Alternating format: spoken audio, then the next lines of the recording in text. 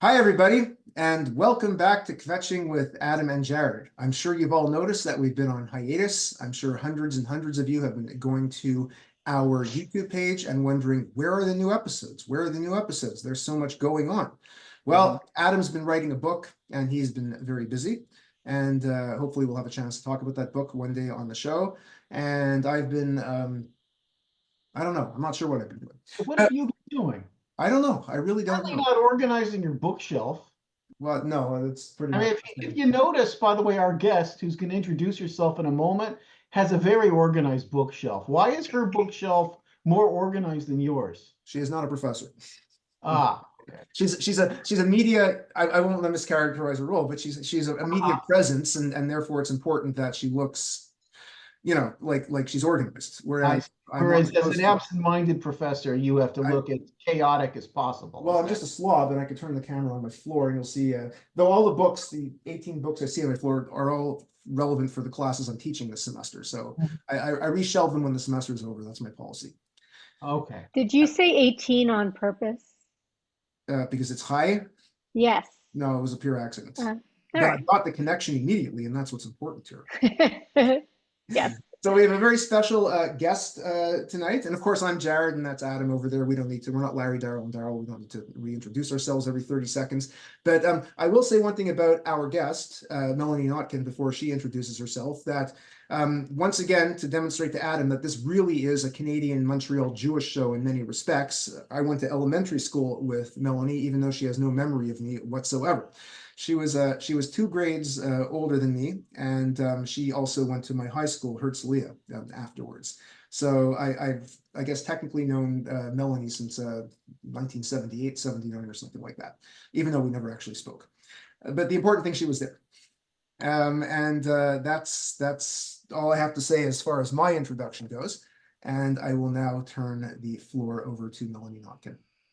Well, thank you. And it's good to see you again, I guess. I think it's that thing that happens that the younger kids know the older kids, but the older kids don't know the younger kids unless they know their sibling or something. Yeah, but like I bet remember you knew all the cool people in my grade. I bet you. If I started naming the cool I knew one, I remember one kid in your grade because he was my neighbor and I walked home from school with him, but that's about it. Oh, okay. But I remember Herzliya when one of the cool kids 2 grades ahead of me knew who I was, like a few years later at Woody's, the Right. bar. Oh, well, that's great. I was like honored that he knew who I was, seriously.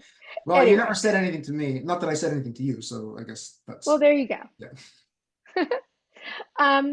So introduce myself. So I'm, like you said, Melanie Notkin, and I am from Montreal, went to McGill, moved to New York about 31 years ago, and first worked in Jewish community. Actually, since it's relevant to the show, I produced Shabbat Across America and Canada and Read Hebrew America and Canada. So I spent my first few years marketing Judaism to Jews. And then yada, yada, yada. I started my own company about into the 2008 called Savvy Auntie, where I focus on women who don't have children and love the children in their life. From there, I did some TV stuff, and I written 2 books and a lot of media, and did some data and insights projects. And then a couple of years ago, I started doing PR and marketing, consulting, starting my own media company, a new chapter. And yeah, so that's what I've been doing the last while. And I contribute to the New York Post and the Spectator and other outlets as well. So I've become, I'd say, a small J journalist, and then I'm not really a journalist, but I'm kind of a journalist. Yeah, and I saw some of your projects over the years because we have mutual friends on Facebook and whatnot. So I saw the postings, but then I saw some of your tweets over the summer, and I saw you were getting more involved with anti-Semitism, especially as it relates to anti-Zionism in a variety of ways. And then just a few weeks ago, suddenly you were all over well, I wouldn't say all over the news, but I mean, you weren't on CNN or anything, but you were all over the Jewish section of social media, because of a controversy that erupted regarding the latest book by Bernard-Henri, the French philosopher. Now, there are a lot of Halevis out there, and I had to, distinguish in between Yossi Klein Halevi, Bernard-Henri, Judah Halevi, who's been dead for about 800 years. He's actually Bernard-Henri Levy. Oh, okay, Bernard. So he's not Halevi. Okay, right. Bernard-Henri Levy. Okay. Yes. Okay. Yes. Well known. It's French. It's French. Have you heard French? Yeah, Henri. Bernard-Henri. Henri. Yeah. Yeah. I hear that and that's how we reconnected actually, through one of those social media. Somebody had posted it and I was tagged I've actually been writing about anti-Semitism, and we'll get to that, what blew up in a sec, but I'm writing about anti-Semitism in outlets like the New York Post and others for a few years now. In fact, I wrote the year, I guess it was 2017, when, actually it was 18, because it was the second year of the Women's March. I wrote an op-ed for the New York Post, Why Jews Shouldn't March in the Women's March, talking about the anti-Semitism at the helm, and written other pieces there, and really focused on the anti-Semitism on the left, which frankly, in a city like New York, our blue states, many sort of don't want to see it. They hear anti-Semitism, and the gut instinct is to think that it's coming from the right, but we don't have the KKK here. So I've been advocating against, not pro, against anti-Semitism for a while.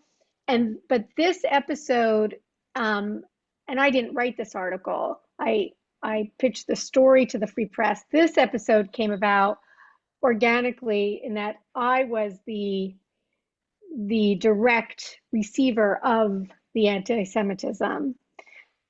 So I assume you want me to talk about this? Absolutely. So this involves a book that Bernard-Henri Levy wrote called Israel Alone. I haven't read the book. I'm assuming, based on the title, I have a good sense of what the contents are. And it involved publicity relating to the books, which is how you come into the picture. Since you actually are the one who took out an ad relating to the book, or tried to take out an ad relating to the book, I'm assuming you know something about the contents of the book.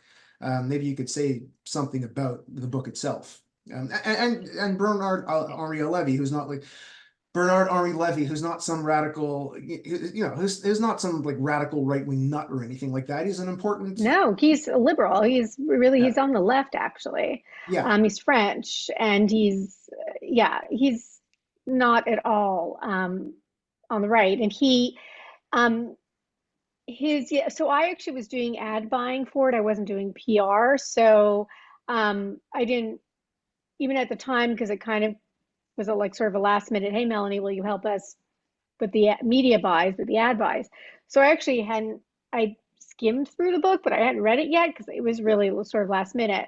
But I do know that it is his accounting. He went to Israel right after, I think he was there on October 8th, and was recounting, on the ground what happened and what was still happening, because it was still unfolding.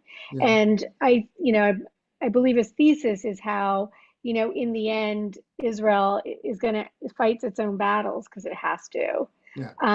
But the title of the book did come, and I use the word was apt to that conversation that we're going to talk about, where the anti-Semitism came around.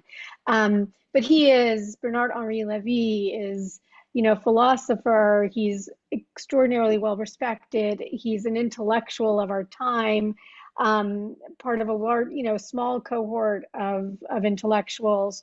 He's not, he's 75 years old. He's, a famous man. You're not, obviously, just not a first time kind of self-published author or something, which was what made this instance that we keep teasing even that much more jarring and shocking and disappointing, to say the least. So just to be clear, what was your interest in taking out an ad? And where was this ad supposed to be? We could get into that now. And in terms of the unfolding conversation afterwards, there will be a full link to it, the recording of it, on this page in the comments. And I will do my best to splice in some excerpts from it afterwards. We won't do it on the air, but our viewers will have access to it. So what was your interest in this book in particular? Well, so the sponsor of the ads is a man named Martin Peretz. Martin himself is a well-known figure, former publisher, editor of the New Republic.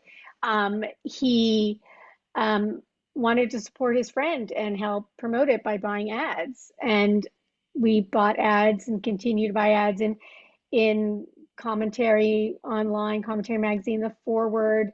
It's going to be on Unorthodox, a podcast. It was on the commentary podcast, publicized there, on Times of Israel, just various other outlets. So it was really just ads to promote the book, and ads running now on Amazon.com.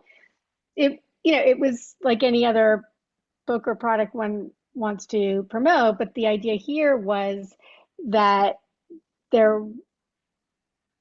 others wanted his Bernard-Henri Levy's philosophies and words and reporting from Israel to have a larger audience. The book was actually originally published in Europe, where he's from. He's French, and this was it was released here in the US at the end of September. Did he write it in French originally? Was this a translation? Yes.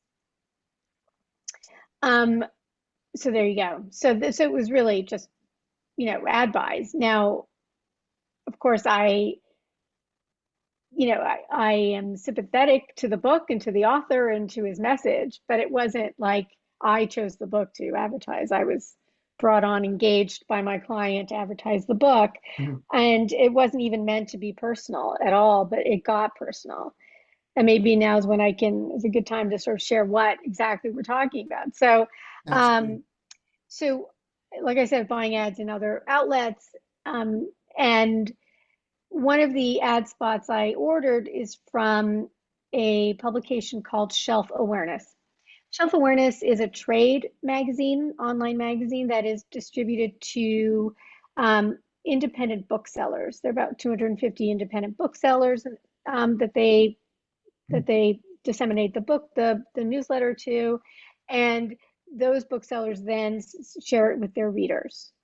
And Shelf Awareness is one of the most prominent trade journals for the publishing business, correct? Yes, correct. I believe it has because I was buying it for the readers. I was buying an ad that would reach readers. Actually, it was supposed to go out November 1st. So they have a Friday feature. It was a $2,300 spotlight ad. And that was the idea, to reach their readers and, of course, the booksellers who may not yet have the book, but would order the book to make sure that the book. How many people are we talking about? You said so 250 it goes out to initially, and then they disseminate it to their subscribers. Yes, although people can subscribe as a reader directly from Shelf Awareness, and it's about, I think it was almost 700,000 subscribers, so a big audience. Yeah, that's not, and targeted, and because these are readers.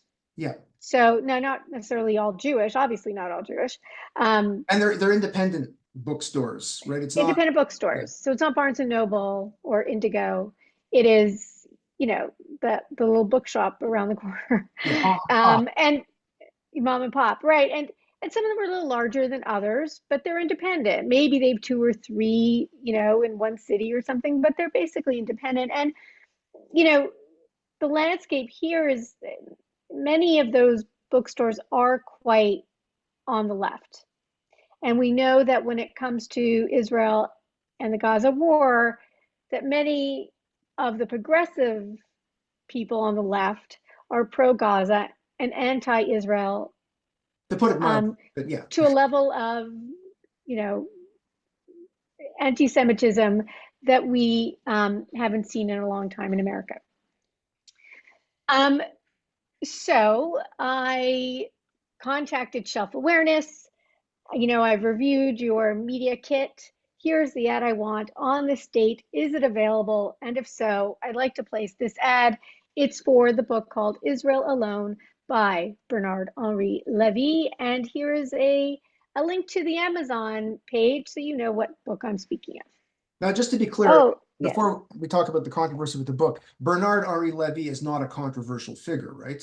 I know he has some controversies philosophically speaking based on what I've read up on him, but he's not someone that booksellers, it's not like you're saying, hey, can you please place David Duke's latest memoir? Oh, of course, Godfrey. Yeah, no, or even Woody Allen. I mean, Yeah, no, yeah, it's not it's him. not like Yeah, where the author would engender an automatic veto.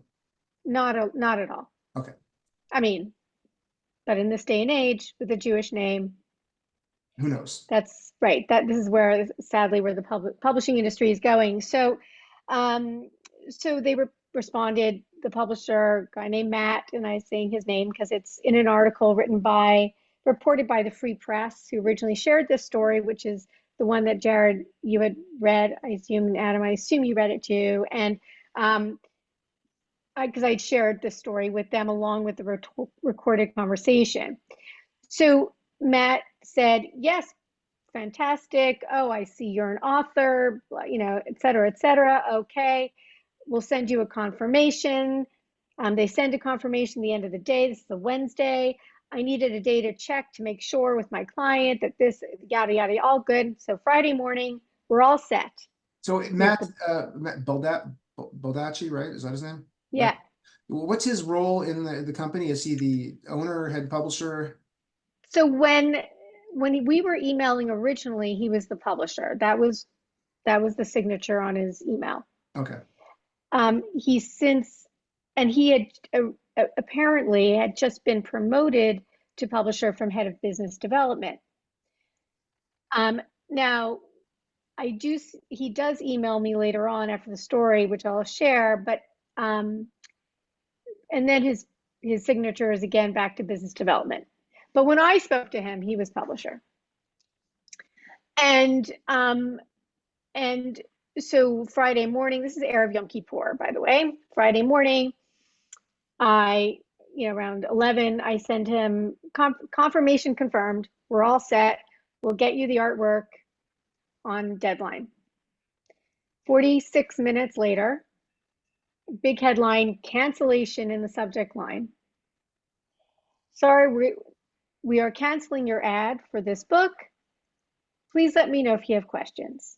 Well, Jared and Adam, I had questions. There was no explanation in the email? No. Right. No explanation. But already I knew. 99% sure what was going on. So, because remember, this is a paid ad. I wasn't asking them to promote him for free. So if they're canceling it, something's going on. Because it was like, even if I was rude, which I wasn't, of course, like you still would take the $2,300, right? Like, yeah. So, okay, so I say, yes, I have questions. Why did you cancel the ad? And he says, well, I'd rather talk about it on the phone. So they were going to speak at 3:30. I recorded that conversation, which is about 7 minutes long, where Matt informs me that he had to cancel the ad because he has a responsibility to his 250 or so independent bookstore partners. Their employees might be upset because of the title of the book, Israel Alone. And moreover, their readers may see it. Well, they would see it because it's going out to the readers. And the readers may be upset and then be upset with the independent bookstores.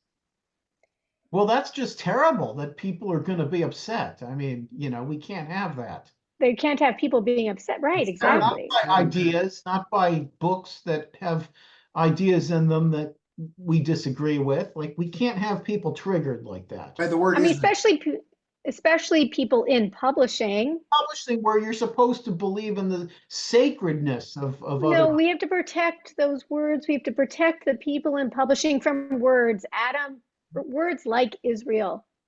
Right. And in fact, I do say on the call that it is ironic. Like, one of the first things I say before I get to the anti-Semitism is like, the publishing industry is the one that is not supporting free speech. What are you? I mean, it's already shocking. But again, and it's Erev Yom Kippur, so I'm already in a mood. Like I'm I'm feeling a little spiritual, little meaning, like the day's meaningful, leading up to Yom Kippur. It's like I'm thinking about, oh, I have to start eating soon before the fast. So the conversation goes on where I say to Matt directly that this is anti-Semitism. And his response is sort of an audible shrug, just, oh, well. It was so matter of fact, so blasé, so business as usual. Well, you understand, He's not I'm even sorry. disputing that it's anti-Semitism. And when you put to him that, how you feel about it, he responds and says, I can't imagine how that would feel, I'm right? not a Jew, so how would I know? It's if he's trying to come across as if he's sympathetic to you, but really isn't. Correct. Yeah. Yeah. He's too humble to be empathetic, but he Right. can be sympathetic, right? Yeah. Now, let's be clear here that this is not because of a backlash that has already been received, which in and of itself, I would say is a problem from the people conducting the backlash, but it's the fear of a backlash, right? And Correct. It's that's it's taken to a whole, hypothetical. that's cancellation taken to a whole new level. Yeah, and what kind of regard, what kind of respect do they have for their own readers to assume that their readers would be so triggered by it that they're not going to be able to handle it? Although they're And probably right, or they could be right about a certain contingent of their readership, Oh, but there will be angry people. There's always somebody who they're still complains. jumping to massive conclusions here. which is ironic because when I asked him if he would have banned this book being advertised on their pages 3 years ago, i.e., way before October 7th, he said, well, that's a hypothetical question, so he won't answer it. But yeah, when I asked him You if had a he's good ever, follow-up. You had a great follow-up to yeah, that.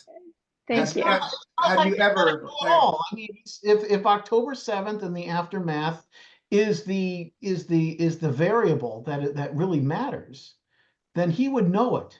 but you did ask him afterwards, have you ever, censored or refused to advertise an Israel-related book before October 7th? And you had to ask him for it 3 times, and he kept saying, that's a hypothetical question. And you're saying, no, it's not. I'm asking, Right, have you right. ever done this? Have you ever done this? And he eventually said no. But he did say that he has banned books.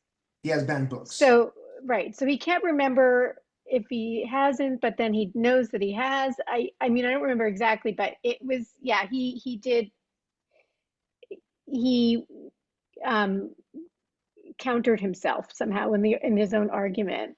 Um, and yeah, I, I was in shock, even though I knew, which is why I recorded it, I knew this was likely the reason. It was still shocking to me, especially his tone that was so, like I said, even keeled, as if this was completely okay and I should understand it. Though he knew he shouldn't email me with this information, thinking this phone call would be safer. Did you know him before? Um, Did you have some sort of, no, okay. no, not at all. And And clearly he also, didn't know me, because if had you Googled me, you might know that I am media adjacent. Yeah, right. he also tried to suggest that he wanted to distance himself from any culpability in this by basically Mm. passing it off to the committee that met to discuss whether or not to run this ad. And it was Well, the yeah. of the committee not to.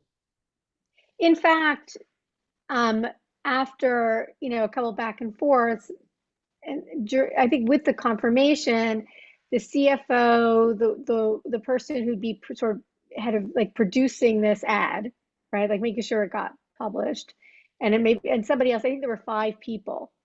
So one of or two or all 5 of those people may have communicated with each other that this book may be a problem. But no, I don't believe they had in those 45 minutes time to survey their constituents. And, frankly, if your employees, whether theirs at Shelf Awareness or at those bookstores, um, revolt because of a book by, again, a prestigious author, Bernard-Henri Levy, called Israel Alone because of the word Israel. Fire them. These are not people who should be working in publishing. Yeah. Yeah. You don't censor and advertise an ad for a book because your employees in the publishing industry are triggered by it. Now, the obvious response to it, and at least one person brought it up, not necessarily defending what happened, but said, well, the obvious response is that, well, this is a private company and it's their brand, and therefore, if they don't want something associated with their brands for whatever reason, they have the right Sure. to turn Oh, that but down. what does it say? And I have a right to record the conversation when we tell me that and embarrass the hell out of them. I mean, they have the right to do what they want to do. They have the right to be anti-Semitic, but they don't have a right not to suffer consequences. Yeah, What I is mean, it I about was their thinking, sorry, Adam, go on. What does it say about their brand? You know, Well, exactly. Yeah. right? Well, and that's what I said. You know, I said that going into Yom Kippur, I will be praying for American Jews. I will be praying for the Jews of Israel, and I will be praying for those, you know, at Shelf Awareness who made this decision, because this says more about you than it does about the Jews.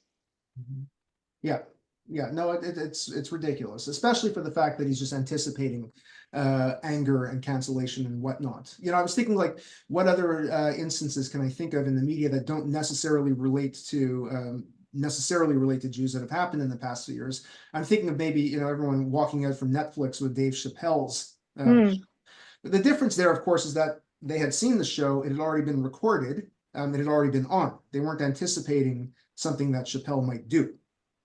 So Well, and Netflix said, then leave the company. exactly. Netflix reacted the right way. Netflix said, if this isn't the company for you, you're welcome to leave. So that's the problem. That's not, Shelf Awareness had that opportunity. I didn't need even to know that there might be a controversy with this. But it is, to your point, Jared, it is part of a trend that we're seeing in America. So in August, there was a book called Shattered Tablets. There was an event for the author and a rabbi. I think both are very progressive. I don't know much, but I hear they're very progressive. And I I know remember that the book. Do you remember the authors? I don't remember his name, but it was taking place at a bookstore, which I was actually had been to once earlier this year for a friend's book event. Very progressive bookstore called Powerhouse Books, I believe. And they canceled the event the day of because they couldn't have the Zionists do an event in the store. Then, and I spoke up on Twitter about that.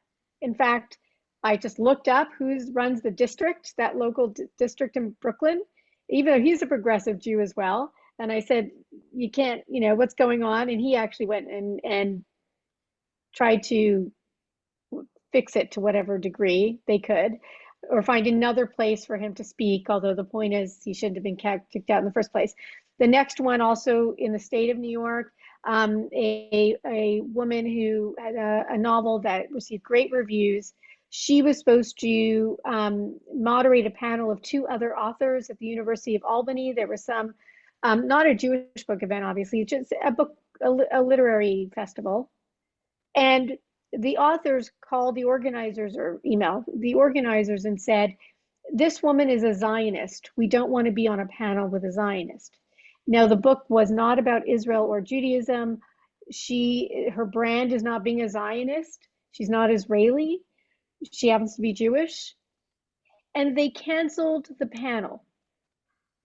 Now, we know since this article was published, and a follow-up, which I'll talk about in the Free Press, another article was published the other day by Lionel Shriver about how a number of authors, a few of them famous, all anti-Semites apparently, had wrote an open letter, created a petition to boycott all Israeli institutions and Israeli publishers. They shouldn't, nobody should have no author should have their book translated to Hebrew or published in Israel. You shouldn't participate in any Jewish or Israeli festivals. Or, I mean, now again, there's backlash with that as well.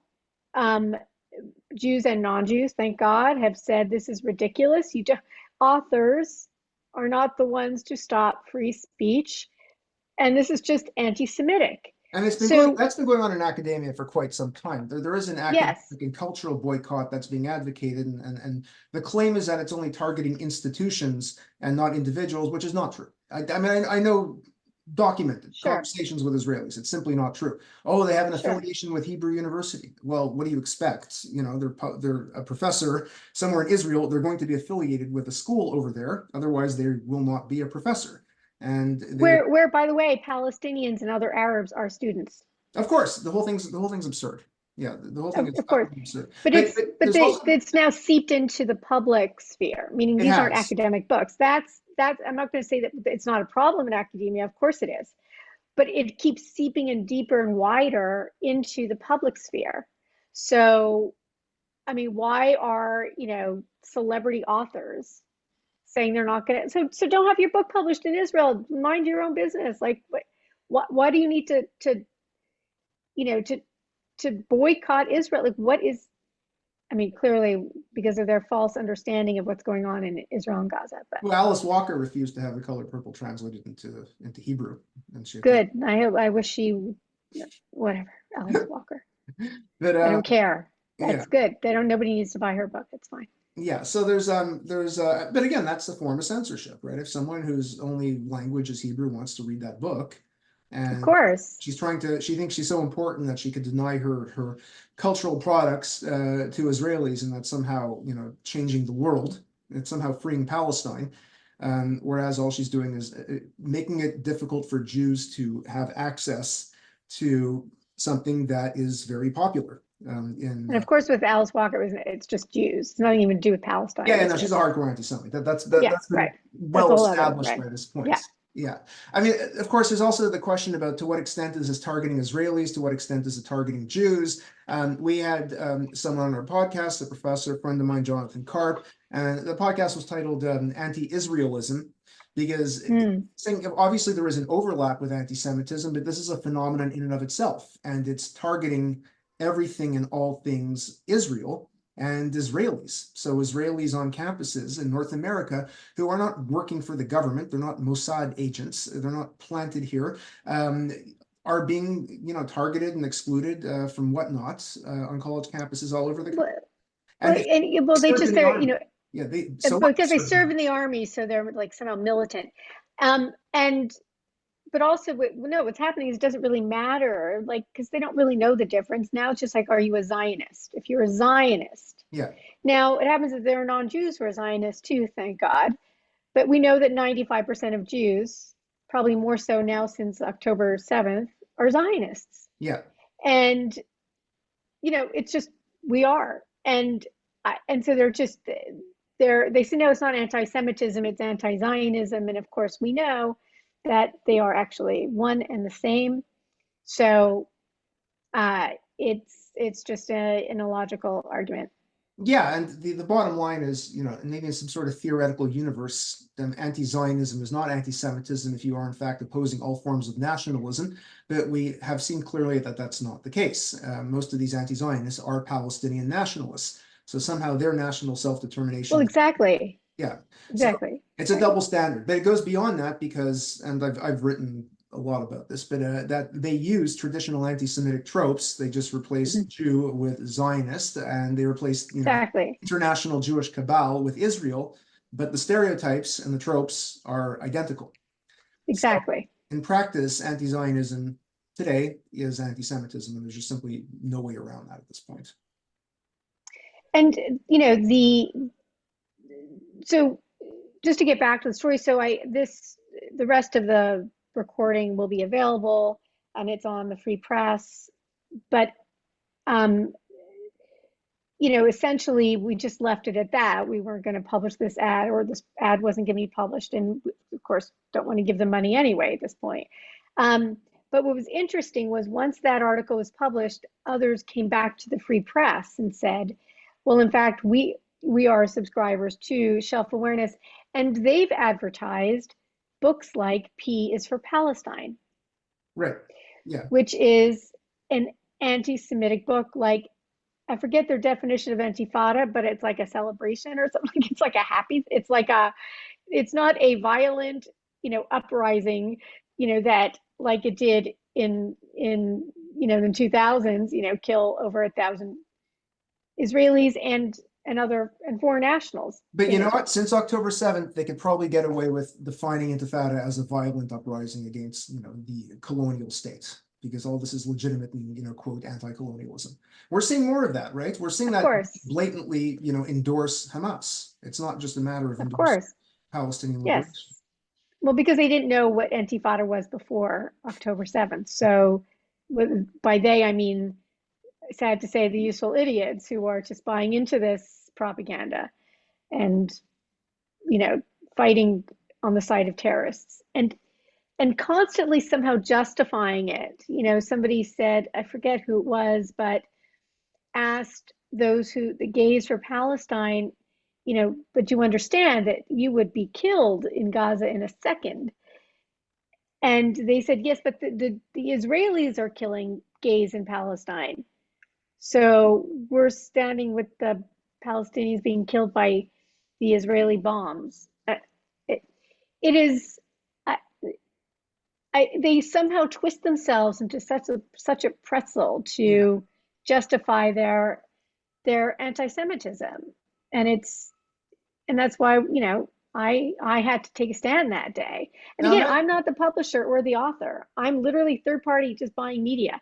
Yeah. I could have just left it, but then I realized, because I do have access, I know I can pitch it to outlets like the Free Press or others, that how many stories like this don't get told? Yeah. How many things like this are happening? And then I hear, of course, how, there are Jewish authors who can't get their book published, or they want to talk, they want to get a book published on a subject that is friendly to Israel. And even if they have an agent, a publisher won't buy the book. So it is very scary. And then, and then many of these independent bookstores won't carry those books because they can choose which books they carry. You know what the irony is that after this Free Press article came out, I'm sure that book is doing even better in sales. It is. From just shelf awareness as ad. Oh, for sure. Oh, yeah. It's probably like the Titanic versus Barbara Streisand effect, right? Where exactly. controversy makes it even more popular. The Satanic Verses. I mean, that book, everyone wanted to go buy a copy just to make a point after the fatwa. Yeah. So yes, no, the book apparently has been doing very well. So well, good. I'm going to take a look at it, even though I probably wouldn't have otherwise. Well, exactly. It's going on very quietly in academia. There are a lot of professors who are experiencing severe hostility from their colleagues, let alone students on campus. Like the colleagues are very much on board with this, and it depends the school they're at, but a lot of them don't know what the hell to do about it. They're fairly, isolated, which is why one of the reasons we founded this network. There are other networks, organizations that work behind the scenes to help these faculty out. We're much more, the making public statements type and welcoming them in as someone who's in Jewish studies to tell them they're not alone in terms of their views, and we're here to offer them support in any way that we possibly can at this point. But I'm hearing more and more of these stories from people, and they're genuinely, I don't know if scared is the right word, because a lot of them are full professors and their career, at least, unless things really, take a serious turn for the worse, are not really in jeopardy. But on the other hand, maybe they won't be able to get their book published. They have to think very carefully about what their research topic is at this point. I mean, you'd have to be crazy to write a history of Israel at this point in any way or another. There's a student who was applying for graduate school programs, and Israel comes up in their cover letter. And even though it's not really related directly to what they were doing, but it was an example of something, a pertinent example. And I have to say, I don't know if it's worth mentioning Israel, if it's necessary, because you're going to get somebody reading this letter for your application, and they might very well hold it against you, because that's what's happening. So or the algorithm says, if Israel, no. Like if it comes in, I don't know, like if it were same system, but with resumes now, you send a resume, and apparently what I hear is that the algorithms comb for specific words, and I wonder how many papers and applications are combed for certain triggering words like Israel. Yeah. I had a student who a number of years ago wanted to do a PhD in history. I talked them out of it finally. I nothing to do with Jews, just something that every professor of history should do, and political science should do for their students if they want to go to graduate school, since there are no jobs. But they wanted to do their dissertation on something about anti-Zionism and post-World War II America and anti-Semitism. And I looked and I said, you are not going to get a job if you do your dissertation on that. Not only that, you're probably not going to find someone who's going to want to advise you on a dissertation like that. It's simply not safe. Now, that said, I know that was true for people who wanted to write about Palestinians for a long time, depending where, especially if they were somehow in the orbit of Jewish studies. And I'm going back 10, 15 years because it's changed significantly. Because a lot of people don't want to touch controversial topics. But given that academia is primarily on the left, Israel is really an issue at this point. It really is. The funny thing is, my other foot is in Russian studies. I started out as a Soviet historian, and this really isn't going on in there with the war in Ukraine, right? I mean, obviously they have contempt for the Russian governments. Well, I mean, everyone's had contempt for every Russian government going back to the 1600s. That's just part of studying Russian history. But it's not led to any sort of cultural boycott, or we're not going to look at academics coming from Russia, et cetera, et cetera. Well, because they're white. The Ukrainians and the Russians are white. Yeah, so they don't but as much. There's no intersectional, issue here. There's no intersectional tension for them to hang on to with Israel, even though we know that, in fact, many Palestinians and Israelis share DNA. We are distant cousins. 60% of Israelis are Mizrahi. I don't see how it could be considered a European imperial project at this point. Exactly. So, exactly. Yeah. So it's but that's what it is. They are fed in America and Canada. They're fed the lie that Israel are all white Europeans who came from Europe and occupied Israel after the Holocaust in 1948. And it's amazing to me that has nobody read the Bible? Who do you think the Israelites are? Who are these Judeans that we're talking about? But they have a response for that, about how we Europeanize and our land claim expires after 2,000 years because we're so deracinated or whatever else. Is that a word? Deracinated? It is now. Okay. I did write a piece after I was giving a presentation in the synagogue about a year ago. And one of the questions I got asked is, people keep coming up to me and saying that Israel is a white European imperialist project, at least at the time of its founding, and that has carried forward. So I did write a piece in the Times of Israel called "Israel is Not a White Imperialist Project, a Toolkit," and it's intended for people who have to deal with these questions. And I deliberately stopped my thing in 1948 at the state's foundation, because once it's founded and recognized, it has legitimacy to exist as a democratic Jewish state. And you could go ahead and criticize and tear apart everything that happens in Israel after that, but it won't change the fact that the founding of Israel was legitimate and it was not a European project, right? So that's the main point, because all these people, they're not interested in, returning to 1967 or returning to 1940. Of course not. No, they want to go back to 1881. So I hear something about from the river to the sea. Yeah. And if you ask people who are not direct of the cause, but want to support the cause, of course, which river and which sea, and also what that means in the end. They don't realize it means the elimination of Israel. But well, where I live in North Carolina, I'm living square in the middle of the river to the sea bikeway. So I guess I've planted myself right between the river and the sea, albeit the Cape Fear River and the Atlantic Ocean, but still. You are a colonialist occupier. Well, I am a Canadian Jew, so yeah. There you go. Yeah. So actually, some Republicans would probably consider me that, but let's not go there.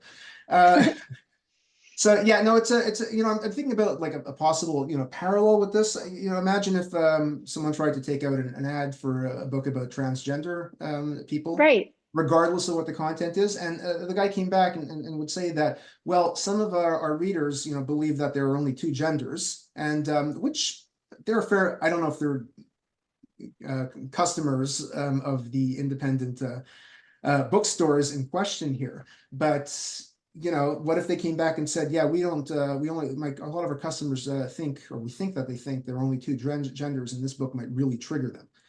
So if that had happened, there would be such outrage. Yeah, there would be outrage across the left in every respect.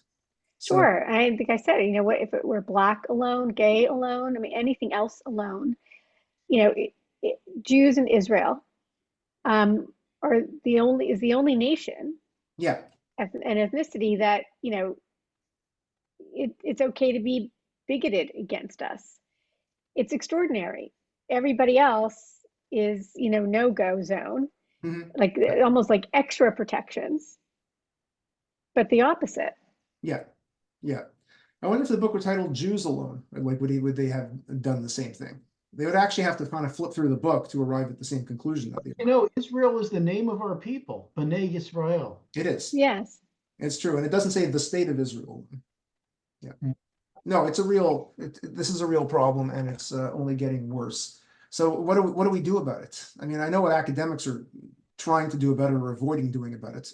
And you're in the publishing world, so what are your, what's, Well, so, I mean, bringing it to light helps. And as like Lionel Shriver with this, counter protest, an open letter, which I signed of Jewish authors and others in publishing and the arts who were, saying, no, do not, ban and boycott Israeli institutions, authors, etc. So yeah, I mean, I getting the word out so that others are more hesitant to do the same thing. I doubt, I wonder if somebody were to try to place an ad with self-awareness for a book with the title that has the word Israel in it or Zionist, what they would do. I don't know. yeah. Now, to your point, they are a private company and can say no. But if they do, people again will be curious about their level of But I anti-Semitism. mean, how And is it so, then say Hobby Lobby not selling products to Jews, mhm. saying we don't cater to you people or something like that, right? How is it different from telling a Jewish I think it customer? was gay. I think it was gay. Was it Jews or gay people? Yeah, I Hobby don't Lobby, There was remember. an incident with Jews, actually. Hobby Lobby has something with Jews. It was at one store at one store. So I wouldn't have been able to walk in there as a Jew and buy something. No, there was an incident at one point where during the holiday season, a Jewish customer asked why there was no Hanukkah stuff to buy, and I guess an employee said, "We don't cater you people," or something like that, right? Uh, And this went all the way up to corporate, and they ended up apologizing for the employee and all that. But I mean, that obviously becomes a big fiasco. Like, what if anybody is denied service as a customer on the basis of their being Jewish, Or right? and well, right. Hobby Lobby has a gay There problem. were blacks that were being Yeah. denied service at one of those morning breakfast restaurants or Right. at Avis, the rental Right. company, Right. right? But how is this different, right? We're not going to sell you an ad space in our Well, newspaper, right? yeah. In fact, it is there. I spoke to because he wanted to share with me. I spoke to an attorney yesterday. I have no damages. I'm not suing. That's not what this was. Just out of curiosity, because he said there are actually, especially in the state of New York, a few laws that one could use to bring a case against self-awareness. Again, no intentions of doing that. Not a litigious, and again, I don't have damages, but and I wouldn't do it anyway. But there are laws. What about Martin Peretz, though, who took out the ad? Yeah. So Yeah, he would have standing in this case, wouldn't he? so again, I'm not an attorney, and there were um, the damage. So it, the case is yes. There are issues. Whether or not it's worth pursuing, I don't know. I can't, again, not being a lawyer, I did take the notes. Um, but this was, in fact, because that's not the right page. That's why I can't see the notes. Yeah, so there's something called like torrents interference with contract or something, or relationship, meaning like we already confirmed and then they said no, then you can't deny somebody based on their religion. Um, so there are a few things that one could do. Um, and frankly, the bookstores could complain. The bookstores could say that withholding, information from us. Maybe we wanted to know about this book. I don't know. Again, I'm not an attorney, but what I hear, there are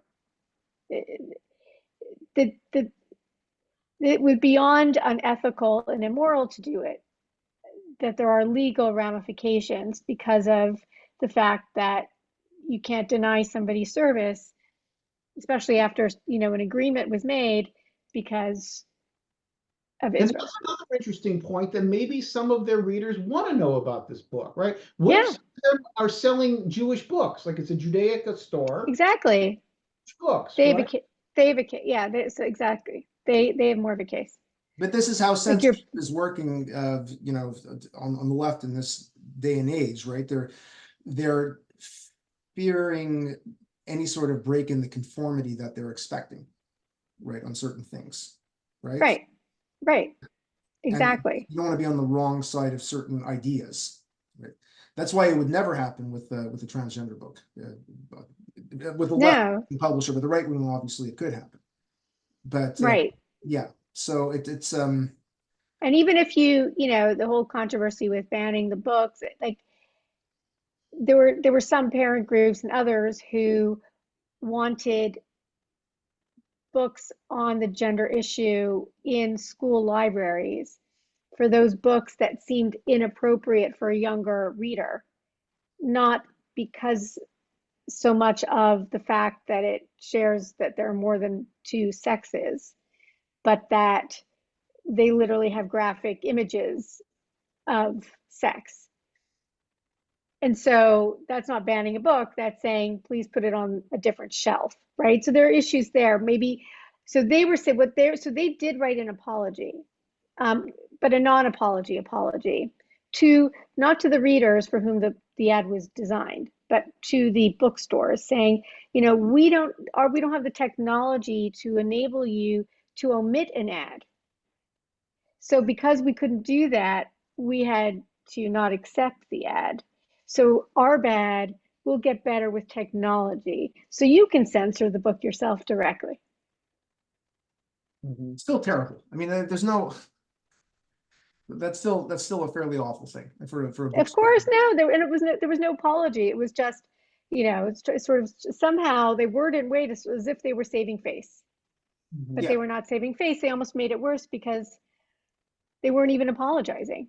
There was, and okay, so I mentioned earlier that I did receive an email, which I did after the article went out, and which I did not reply to, where they wanted to do some sort of editorial review, like a new conversation, editorial review of the book. And I'm saying to myself, I'm not stopping you. If you want to write a review, good or bad, about the book, go ahead. I've just, you said no to the ad. I didn't ask you to do, an editorial around it. Like, go ahead. You don't need my permission. Yeah, I don't think that shelf awareness has a legal obligation to run the ad. I don't think so. No, but if they entered into a contract beforehand, they might. Yes. Yeah. Unless the That's the contract issue. was violated on the part, because there was a famous case in my father's a lawyer, so he tells me all Yeah. about these famous cases involving race and whatnot in Montreal. But I'm going back decades when, in theory, you could get away with this in person, but someone was, if I recall correctly, someone was renting out an apartment, and they made a verbal agreement over the phone for someone who was interested in the apartment, and then that person showed up, and that person turned out to be Black. And then the person who had agreed to rent the apartment said, no, I'm not going to rent it out to you, XXX. So obviously it was because of race. And I think the outcome went in favor of the tenant. I'm pretty sure, but I'm not 100% possible. But again, that has to do with contracts being entered, and then discrimination, transpiring afterwards. Now, I realize that Right. advertising a book's not quite the same as telling a person you can't live here. But it's But still, he did it, but on the phone call, Yeah. that was the problem, because I recorded the call where yeah, he basically said, well, we're not doing it because the word Israel. yeah. So it's obvious that there is a form of But discrimination. is this why he wanted to talk to you about it on the phone Yes, rather than put it in writing? yes, I imagine. God, yeah. Yeah, well, you did a major service here by recording this, and it has been making its rounds on social media, very much so. Of course, my lefty colleagues in Jewish studies have been completely silent on the matter because they will never, go to bat for any sort of anti-Semitism that comes from the left, even when they realize it is anti-Semitic. They'll still keep their mouth shut because they don't want to Right. offend, the campus radicals. So, the only people you'll see it on are people who are in our orbit, but there's a lot of people. And we're very well connected with the educated Jewish public, which is not as far left as academia is. And they're beginning to clue in to what's going on. Now, I think the solution, sadly, I think the solution to all this is money, at least in academia. The donors have to get involved. It's the only way that the administrators will end up siding with the right side. Because otherwise, the only other thing administrators really care about is publicity, and they don't care about the issues itself. And they'll side with whatever is good for their university's publicity. And if that means going along with what appears to be discrimination against Jews on campus and the protests, then they'll do it. But if donors start to complain, and all these Jewish parents, start to complain about things and calling universities, and it's like, I'm in one of that Facebook group for Mothers Against College Anti-Semitism. Yes. And it's like the universities are not going to listen to their complaints. They could call the dean and the administrators all they want, but they're not going to listen to you unless. Well, Harvard lost $150 million. Yeah, no, they're still not doing anything. Yeah, I mean, they don't need to because they have billions, literally. But I mean, they got rid of the president, and that's about it. Right. But also on plagiarism issues. Right. Yeah. So. Yeah, that is something that she would have easily gotten away with, for the rest of her life, had this not intersected with the anti-Semitic controversy. Correct. So, yeah, I've learned that the only way really is that donors need to become aware. As an academic, I don't like the idea of outsiders interfering in what's going on in campus. I don't want angry parents calling and complaining about what I do in my classroom. I mean, that's something that's I really consider to be utterly inappropriate. I wrote a piece about a decade ago called, I didn't give it the title, it's in the forward, it's called I Survived Teaching Jewish Studies in North Carolina. I did not give it that title, the forward imposes titles on you, but it was about all my run-ins with Christian fundamentalists in the South after I moved here. And it's satire, it's 99% accurate, but it's satire. And I didn't tell any of my department I published it, but my department chair came up to me like a week later and he said, "So have you been getting a lot of pushback for that article?" And I'm looking at him, it's like, "You read the Daily Forward? Like, really?" He's not Jewish. I said, "How do you know about it?" He said, "Well, someone called the university to complain." And I said, "Oh, really?" And I said, "Who was it?" He says, "I don't know, and I don't want to know, and I don't care." It's like, right. You don't take this shit seriously. You have the right to publish what you want. Then again, since 2015, maybe we don't. If you end up pissing off the wrong people, and the right people start to complain, things have changed.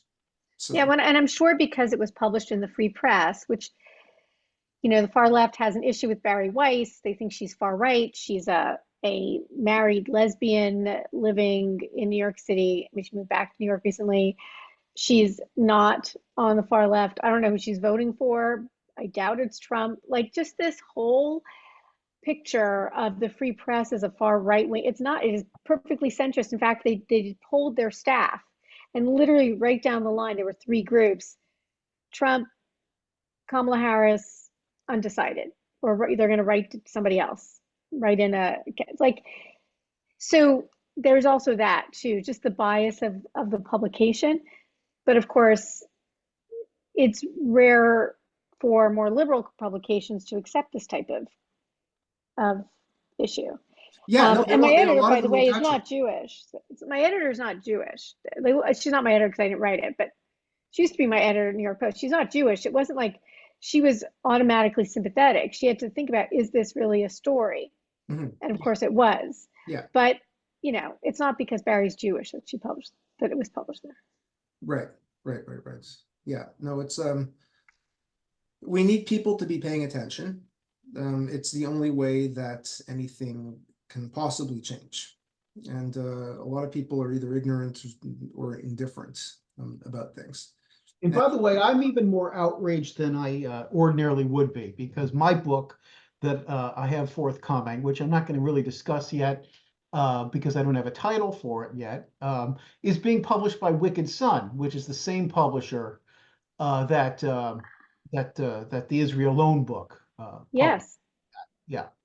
So Oh, this is good. being done to my publisher, so I'm even more angered over it. The left has a big problem with Wicked Sun Press, and they've tried to, quote, cancel other books that have been published with them, including one of our guests' books, right? Adam, David. Yeah, David Hazani's Did book. you see that book by David Hazani about? Yeah, of course. Yeah. They tried to keep the left. Why was the left canceling it? Oh, because it contained a diversity of opinions, and it didn't. Well, also they didn't like because there was virtually no discussion about Israel in it. Why did the left have a problem? Oh, you mean there was no anti-Israel stuff? Yeah, there was no perspective on it that questioned the Jewish preoccupation with Israel. Yeah. But I have a feeling that they were protesting before the book came out, and I'm sure Of they course hadn't it read would, it yet. because of the press. Yeah, because Right, of yeah. the press, which is owned by Post Hill Press, which is apparently a Christian. Yes. Not that I know. Yeah, it's not. It's not. Yeah, it's not. I know that it's not a. It's not a conservative. They happen to publish many conservative books because many traditional publishers won't take conservative books, but they have many non-conservative books. They have novels that have nothing to do with anything. And Yeah. Martin So- Parris, the book about Martin Yes. Parris, the Well, controversy. yes, his book. He wrote it, or He wrote it, right? Yeah. yeah. Shattered Tablets or Tablet Shattered was by Joshua Leifer. I don't think he's on the right in any way from what I know. No. He's a progressive apparently. Yeah. He's not he's not so Zionisty. Yeah. So, Yeah. But it doesn't matter because Israel. Yeah. Well, as you said at the end of your recording, this is, you've made me very sad, and there's just Yeah. no other way to put it. And it really, the way you were on that recording really struck a lot of people. So to our viewers, I'm posting the link to the whole 7 minutes. I'm not going to put in an excerpt because I don't want to selectively choose Melanie's words here. So listen to the entire thing. It's only 7 minutes long. If you're able to sit through this 45 or 1 hour episode, which admittedly many people might not, but at the very least, listen to the 7 minutes. So I think we're at the hour mark. We should start wrapping up. Of any last thoughts from Melanie or Adam? No, I would just, anybody and everybody's listening to this, if you have the opportunity to stand up against anti-Semitism, do it. And censorship. And censorship, correct. And I have censorship. one last question. Has this changed the focus of your career in any way, or your activism, or what you plan on doing in the future? Again, I've been writing about anti-Semitism for a while, and I've been involved in the Jewish community for most of my career in one way or another, directly or indirectly. So I don't know that it's changed. Has it added more fuel? Yeah, I think it has. And we're about the same age. I know I'm a little older than you. 2 years. But yeah, but Graduated in 87. I did. Yeah. Yes. Yeah. Yes. So, meaning is a good thing to have in your life. And so perhaps we'll see. Yeah. Yeah. Well, it happened to me. I mean, I had no intention of working on any of this stuff until I started having run-ins with people in Jewish studies who seemed to be okay with some of Hamas's attacks back in, the 2017s, 18s. They were with what JVP was doing back then, Jewish Voice for Peace. And then I realized, oh my God, there's a problem here, like a big problem. I thought this was just in Middle Eastern studies and whatever else, but there is a problem in Jewish studies. And I had Salman Schechter classmates, and maybe they were also in your grade. I mean, other kids from Salman Schechter who, when I shared that Resmea Odeh, convicted Palestinian terrorist who was involved in a bombing that killed 2 American boys who were at Hebrew University in 1969, 19 years old, killed in a bombing. She was in prison for 10 years, was let out in Israel, let out with a prisoner exchange with Lebanon. She somehow made her way into the US without revealing that she had this felony, and was organizing this women's march which took place after, I think, the first women's march, this women's strike rather, in March. And I shared this along with the legal paper. She was deported later that year. Yeah, I remember that. Yeah.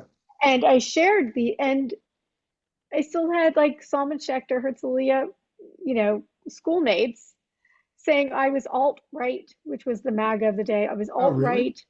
Yeah, I mean, I was like, really? Because well, Melanie, we're marching for humanity, human rights. I'm like, what human rights did this Palestinian terrorist give those two Jewish boys? Yeah. They were Well, 19. you're the one who blew the story on that? Was that you? Are you the I one? mean, I was the one on Facebook who blew the story. Okay. Yeah. Yeah. No, people the Herzliya crowd seem to be very much on our side. You know, we've had high school reunions since then, and you know, Mm. in touch with a lot of them on Facebook. I can't speak for everyone who went to Solomon Schechter since I graduated the seventh grade in 1985, and Right. although a lot of them went to Herzliya, I don't know what happened to a lot of other ones. There are certainly You graduated Herzliya. Oh, you graduated Solomon Schechter 85, right? I graduated Herzliya in 87, right? yeah, exactly. Yeah. So Right. there certainly are some, you know, progressive people who are activists in other grades from Herzliya. I won't mention names here, but she's public about it. But she's the executive director of Jews for Racial and Economic Justice here in New York. So you got to be familiar with them. I'm They're not, like, but you're not familiar with them? that's Oh, good. fine. So maybe they're having less of an impact than I thought. But they're like the sister organization of If Not Now, right? And they Oh, claim yeah, their issues are great. just for workers' rights and economics and racial justice in New York, but they're very much Plugging in. on, yeah. Which Sorry if to you want plug to do in. all that stuff, that's fine. You know, just stay out of the whole, you know, Jewish Israel thing. But of course they don't, and they They haven't. don't. They Yeah, don't. And it's sad. It's sad. yeah, I don't know yeah. why they do that, but it's sad. But and some did apologize later on, by the way. So there's that. But I just stopped sharing things on Facebook because I don't mind criticism on Twitter from bots or whomever and people I don't know, but I don't need to argue with Montreal Jews from Yeah. whatever. Exactly, exactly. Yeah. All right. Well, we're going to wrap things up. Okay, Thank this you was very great. much. This Thank has been a you. really terrific podcast. It's always nice to have someone who I knew when they were 7 or 8, sort of, Yes, on our show. exactly. Adam, there'll be many more. I'm going to hunt them all down. I'm going to find them and get them on. And we hope that you continue to, you know, do this amazing work that you're doing in, you know, for what Thank you. is at this point the cause. I won't go so far as to use the word survival, but certainly the security and defense of American Jews today. Thank you. I mean, and you too, guys. I mean, what you're doing is also equally, if not more important. So we'll Kvetching just with Adam keep, and Jared, Kvetching with Adam and Jared has made the world a better place. I think so. I mean, I'm here. And I'm glad you're back from your short hiatus. So, Yeah. great. This has been great. Great to reconnect and till the next time. Right. Thank A you very much, bientôt. everyone. My Bye. pleasure. Thank you guys. Bye.